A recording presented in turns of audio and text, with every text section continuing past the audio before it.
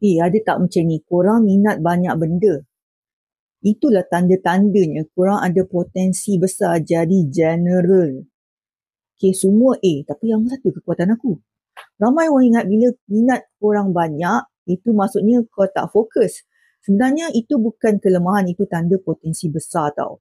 Apa itu generalist? Generalist adalah orang yang boleh buat banyak benda, cepat, adapt dan senang connect idea antara bidang.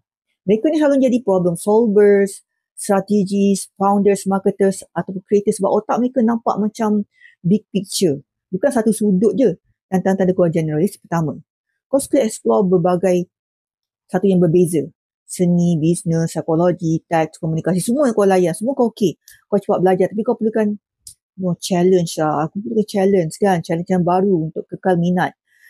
Kau juga suka cipta satu yang sendiri. Bukan ikut template orang. Kau function paling power bila kau diberikan peluang buat lebih daripada satu benda. Kejayaan masa depan yang ngam untuk generalist ada banyak. Contohnya adalah pengusahaan projek, pembimbingan yang paling besar di founder atau bisnes sendiri.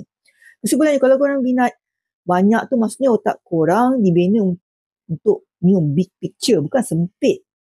Kalau korang nak faham potensi korang secara profesional, saya Rama sebagai education consultant, ada laporan potensi diri yang boleh tunjuk kekuatan korang dalam bidang yang align dengan cara korang berfikir.